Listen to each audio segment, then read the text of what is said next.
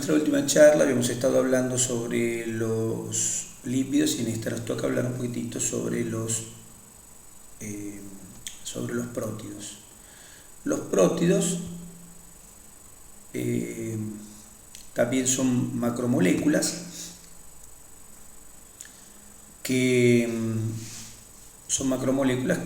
encontramos en nuestro organismo. Son uno de los 4 tipos de macromoléculas que encontramos en nuestro organismo.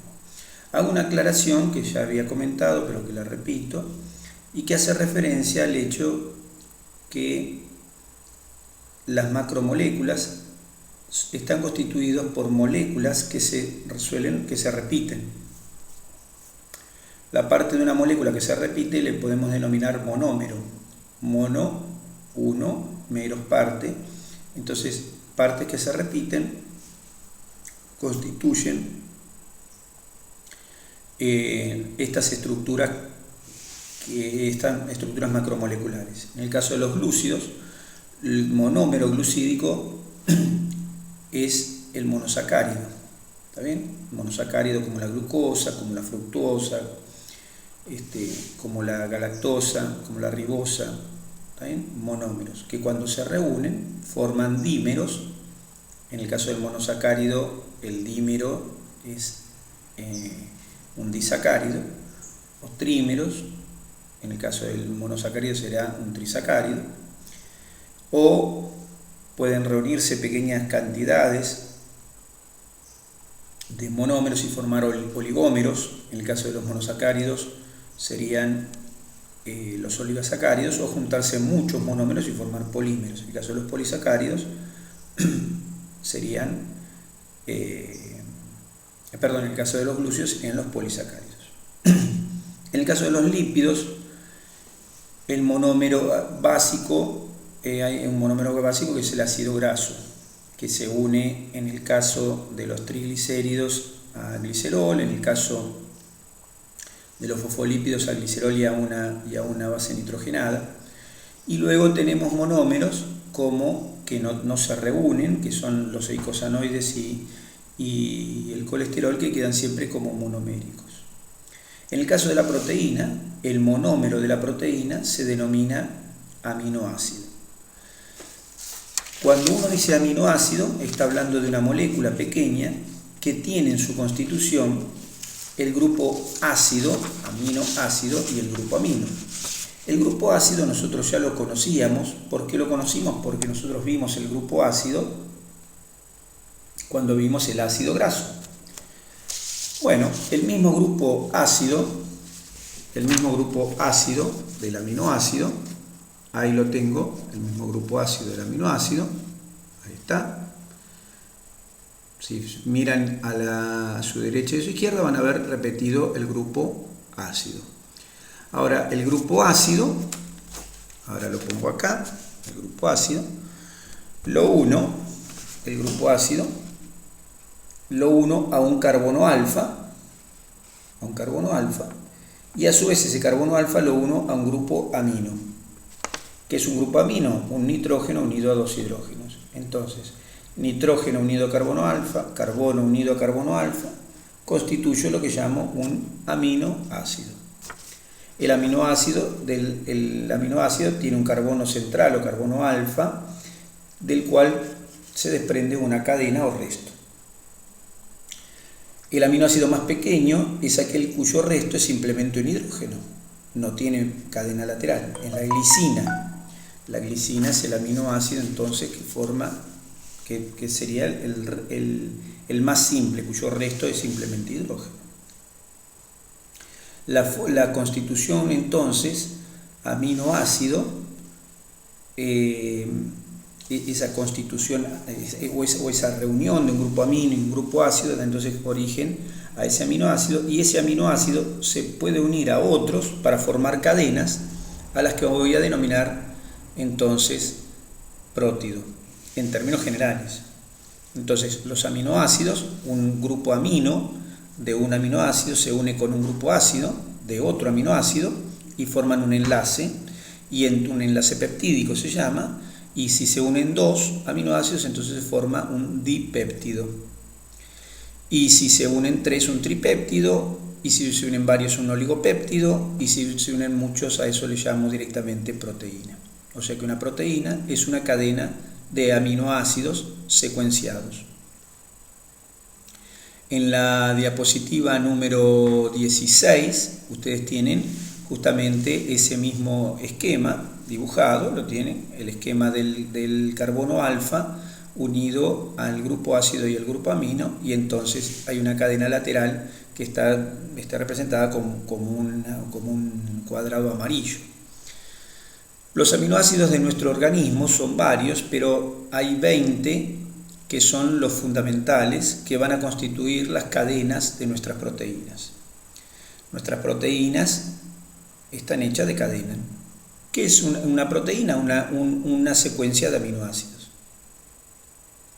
Los aminoácidos, esos 20 aminoácidos, que serían los básicos con los que están hechas todas las proteínas, esos 20 aminoácidos se pueden secuenciar de forma diversa, y es esa secuenciación la que determina cómo es una proteína.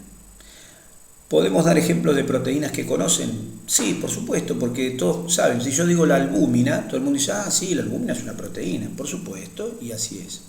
La albúmina es una secuencia de aminoácidos que es determinada.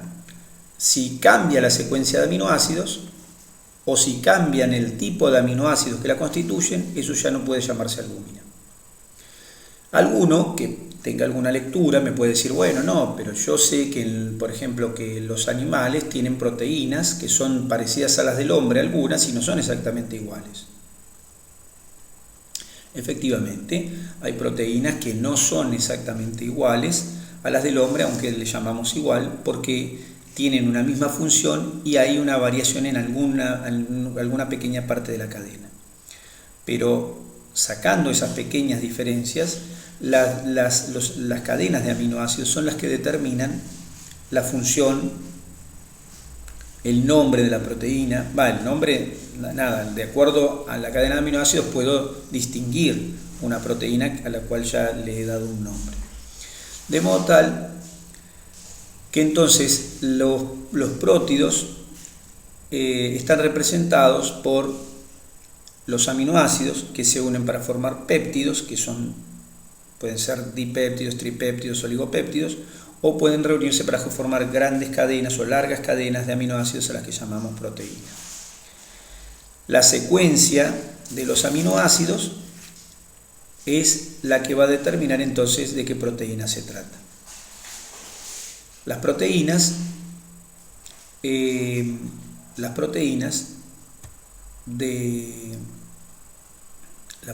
nuestro organismo entonces son secuencias de aminoácidos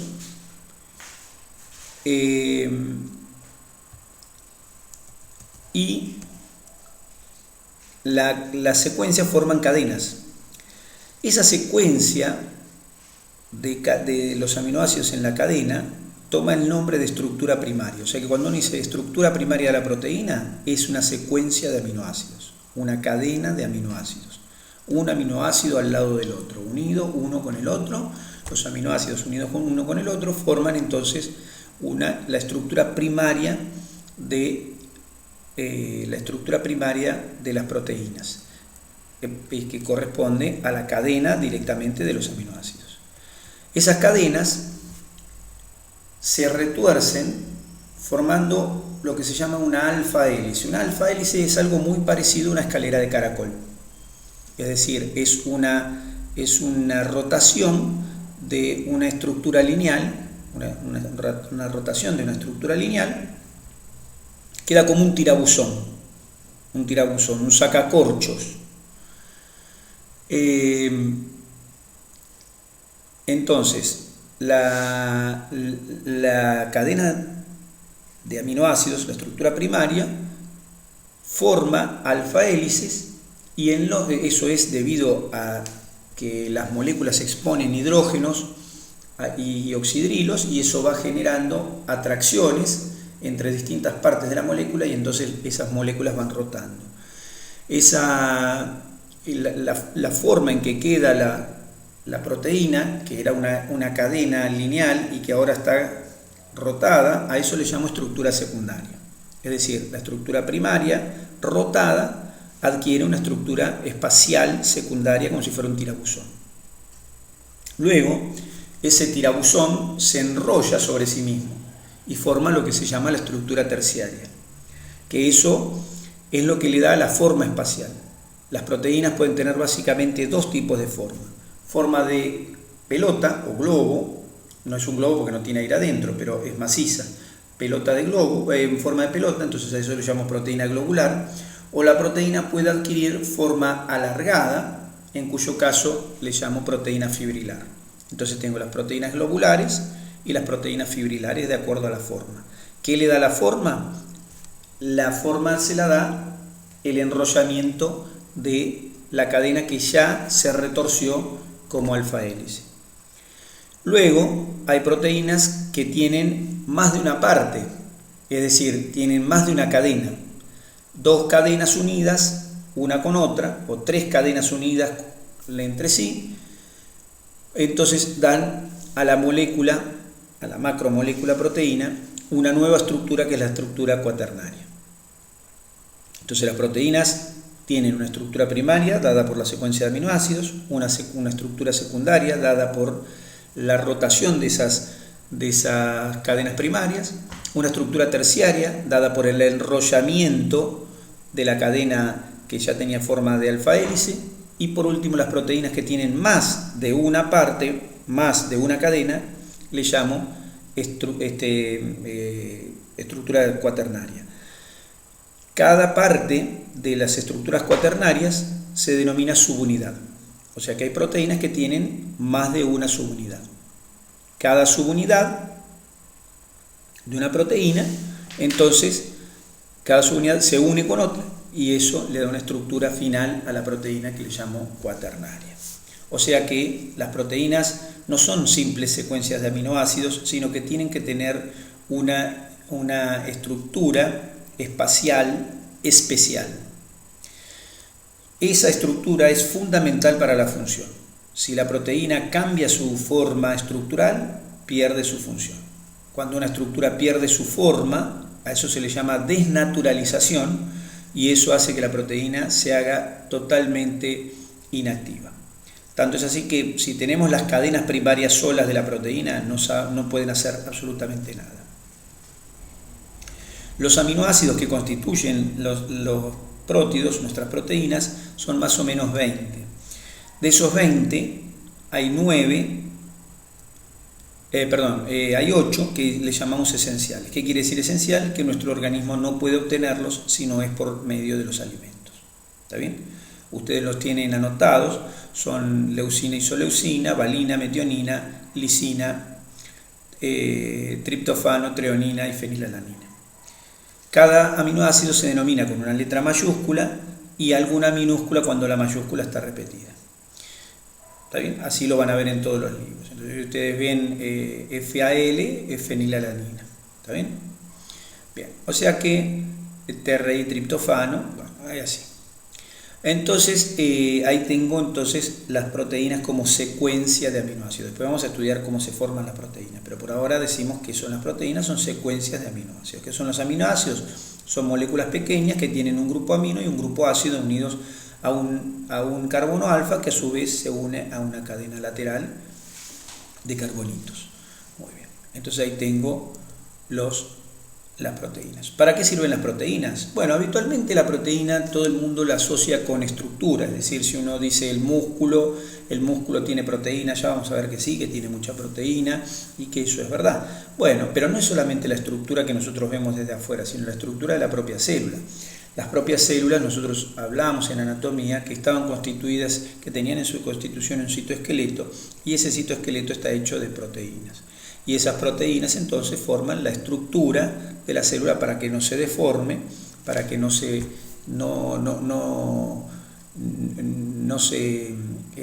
movilicen los componentes dentro de la célula en uno u otro sentido. Le dan soporte a la membrana plasmática para que no se deforme. Bueno, eso es estructura. Tiene función de regulación porque muchas proteínas sirven como mediadores químicos, es decir, son señales, como nosotros dijimos, son las señales de una célula para hablar con otra. Entonces, la función reguladora está dada por esto. Muchas sustancias proteicas se liberan al medio extracelular, viajan y van a dar señales a otra célula.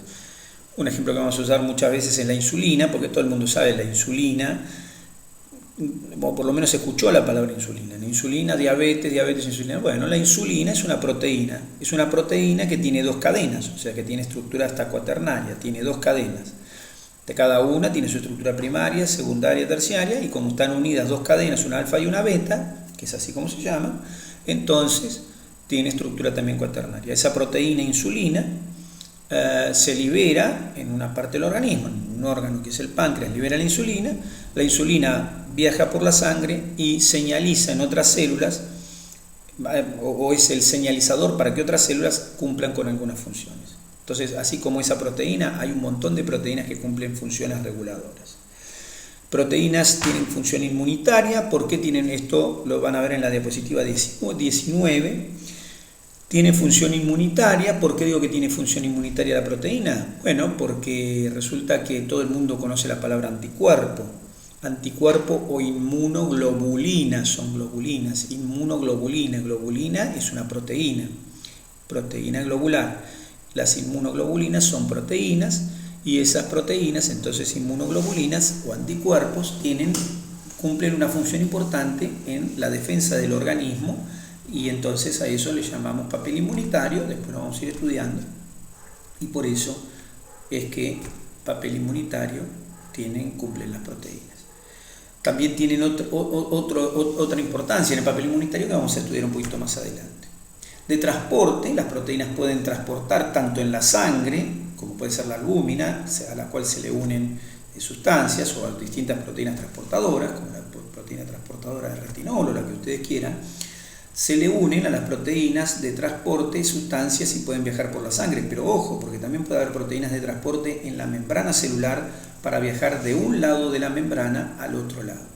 Es decir, que yo tengo una membrana y quiero viajar de un lado de la membrana al otro. Para pasar la membrana hay proteínas que nosotros le llamamos, en la anatomía le llamamos proteínas transmembrana. Existen proteínas transmembrana que se rotan en la membrana y pueden transportar una estructura o una molécula de un lado al otro. También cumplen función motora, porque hay proteínas que tienen la capacidad de contraerse, de moverse, y eso puede generar movimiento. De hecho, nuestros músculos se mueven por las proteínas. Y por último, están las proteínas con función catalítica, que ya habíamos hablado alguna palabra, y que ahora les cuento un poquitito una palabra más. Tienen función catalítica. ¿Por qué tienen función catalítica? Porque, o ¿a qué le llamamos esa función catalítica? La función catalítica es la función enzimática. Y para eso, ahora les voy a hablar en un ratito sobre función, o en el próximo video les voy a hablar específicamente sobre función enzimática. ¿De acuerdo? Perfecto.